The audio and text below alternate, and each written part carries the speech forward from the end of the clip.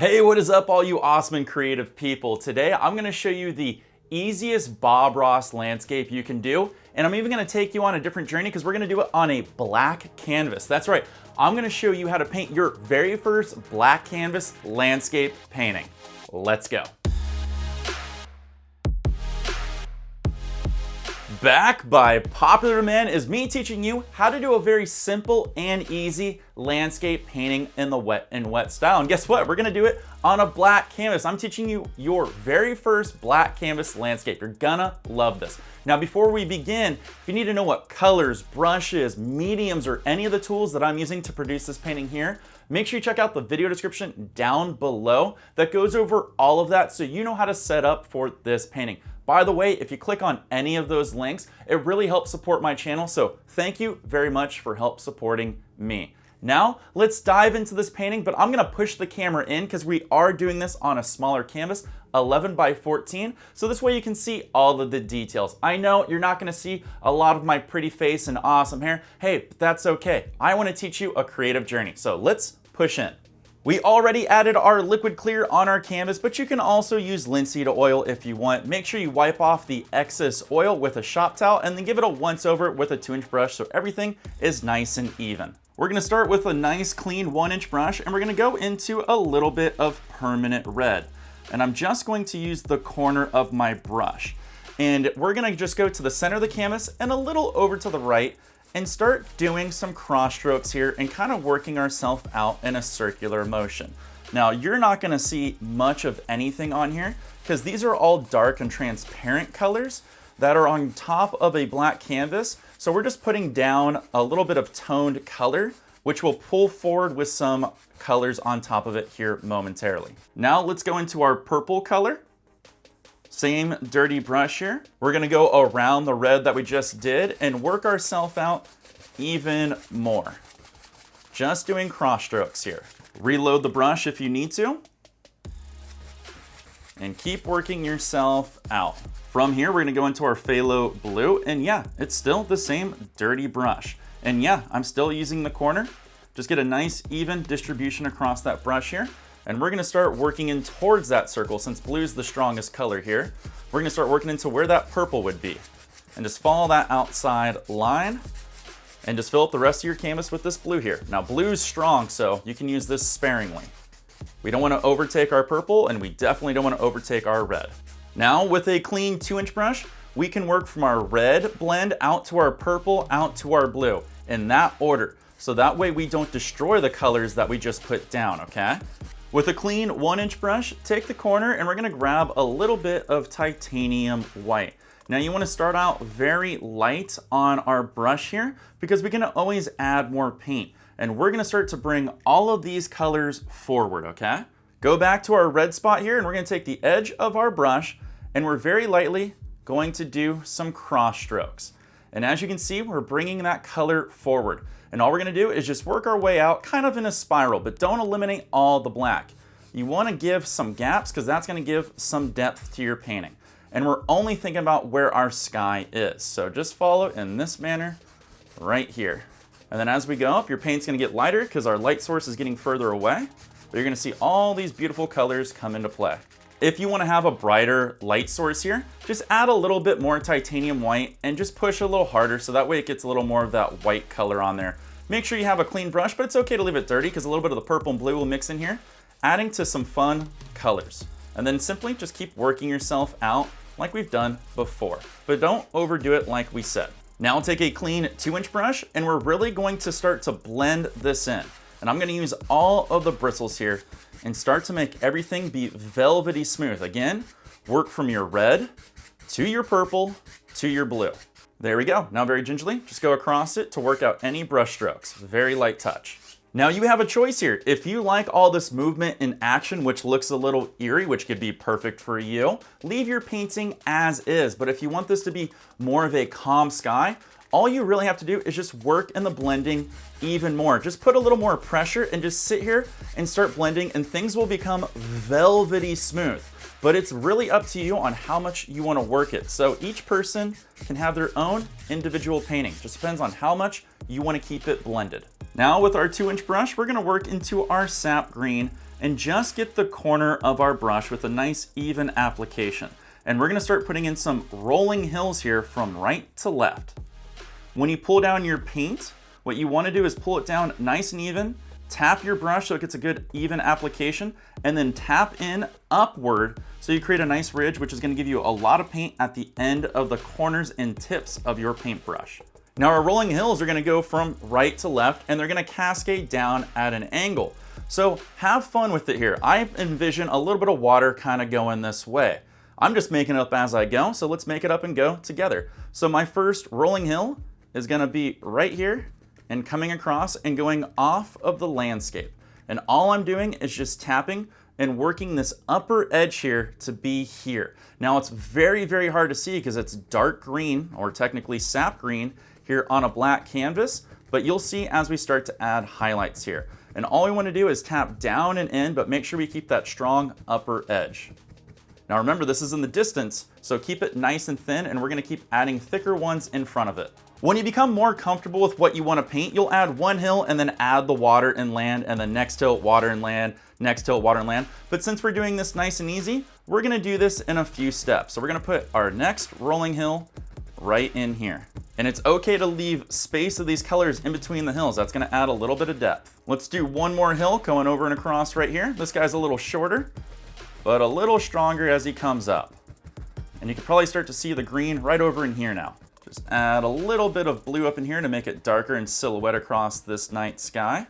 For your hills here, don't worry too much about it. Just kind of make them nice and rolling and falling off to the side. If you're left-handed, it might be easier to do the opposite, but just have fun. Remember, we're doing fast and loose here just to build the building blocks for you to have more confidence.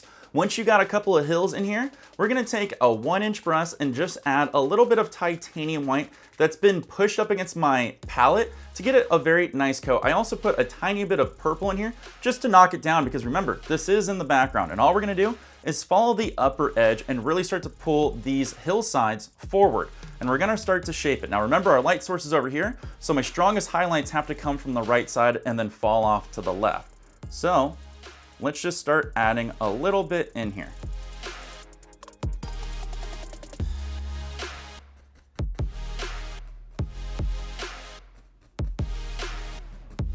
When you have the basic outline, take a nice paper towel and pull out the rest of the color.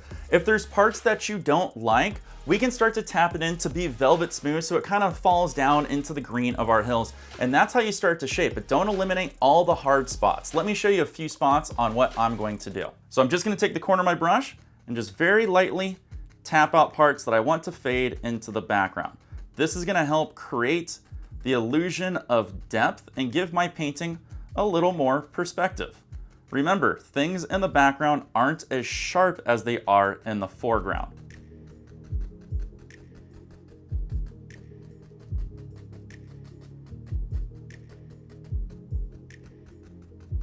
Now that we have a basic structure for our land here, let's put in the basic structure for our water. I'm gonna take my 1-inch brush and I'm going to figure out where the level part of my water would be and just pull straight down. Don't worry about if it's all sporadic and not looking great right now. This is just to give us a good idea of how our water is going to lay into our land here.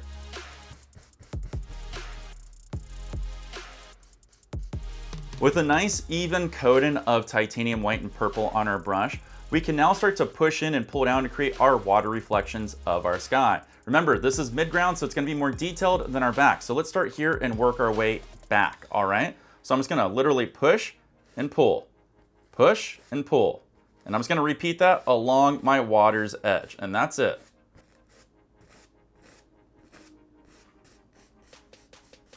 And some strokes you have longer, but as it gets further away, it doesn't really need as much, but play around with it, have fun, we don't care. Let's easily just work out these strokes here to make our water nice and level.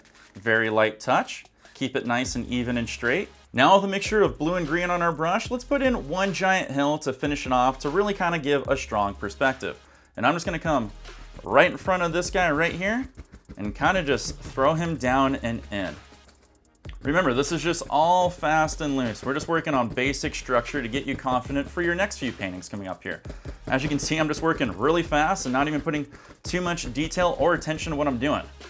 Just want to work on the basicness of everything. Let's add our highlights again.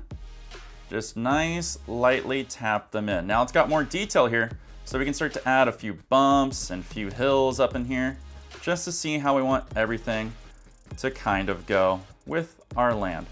Put some strong spots, just push a little harder in some areas, but don't eliminate all that black. With a clean 1-inch brush here, we can start to tap in and fade down parts that we don't want to have as much detail. Plus, this is gonna pull down and shape our hill a little bit more. So I'm just very lightly tapping with the corner of my brush and working it into that blue-green color, which is gonna help shape this hill even more to make it stand out. But remember, don't eliminate all the hard spots neither. Now with our 1-inch brush, we can do the same thing we did before. Pull down our highlights, see where your brightest light source is, push in, pull down, and just take this all nice and across. And this is where you get to level out your land as it happens. Some can have strong streaks, some can have weaker streaks. It's really up to you. Water will hit differently in different spots. Don't worry about your rails, we're just having fun right now. Let's add a little streak out here for fun. Fill in a little bit of gappage. Now with our clean 1-inch brush, we can start to really blend this in a little bit here. Again, just fast and loose, just come straight down with it. It's okay if you got big streaks or little streaks, small streaks, thin streaks, doesn't matter. Just have a little bit of fun with it. See, now it's starting to look a little bit more like water.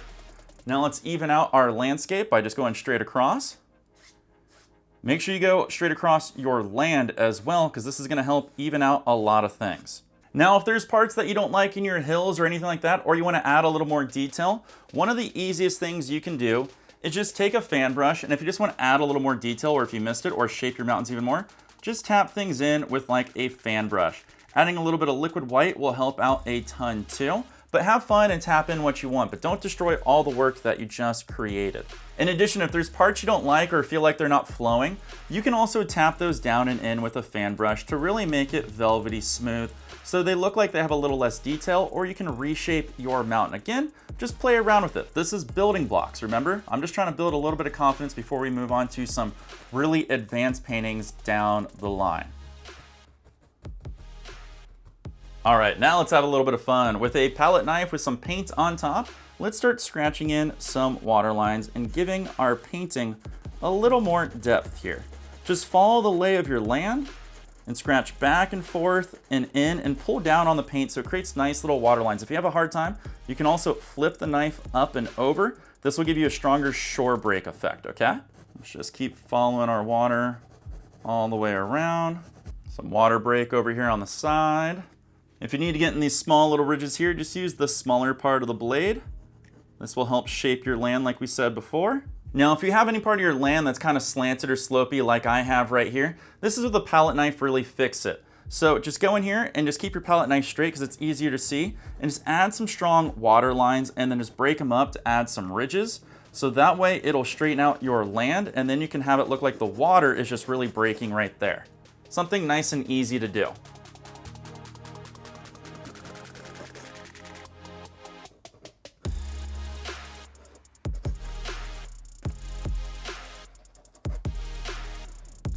Now we're gonna fade out some of the details from the background and get a little more detail to the foreground. Take your 1-inch brush and just lightly go at a straight left to right across, and this will help blend out a lot of those back details and blend into that undercolor of our painting here.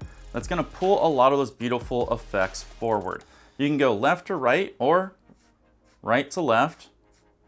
Just make sure you keep them straight. It's up to you to mix however you want. And then as you get a little closer to the foreground, if you want, or wherever you want your eye to be attracted to, leave the details over there, okay?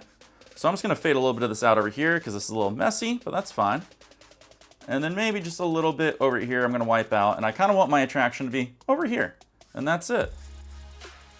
Just gonna pull this down a little bit right here, so that way it creates a little more of a water sheen. And there you go, in about 15 to 20 minutes in real time, can't see my clock, we painted this in real time together. It's very simple. Do not spend a lot of time on this. I just want you to get the motions and the building blocks. Throw in a fast sky, put in some rolling hills, work on pulling down reflections and putting in some water lines. Don't spend too much time on this. This is a building block painting. As you go forward or as you paint it again, things will click to where you understand how sky and light goes. or how hills and land will flow with highlights as the light source comes across it, how to pull down water and land so you get those beautiful reflections. You can start building more and more time, but this is a great starting point. It won't look like anything impressive, trust me, it won't, but it's gonna give you confidence as you go further and further with your painting adventures. And as you stick with me, I'm gonna take you there to do some awesome paintings down the line. But hey, we all have to start somewhere. If you guys like videos like this and you want me to do more tutorials, hey, give me an idea of what you'd like me to paint or what you struggle with, and I will see what I can do to make a video for you. And like I said, all the supplies and everything is down in the video description down below. Help support my channel. But until next time, have some fun, do a little bit of painting, and I will see all of you awesome people later. Take care, and of course, peace!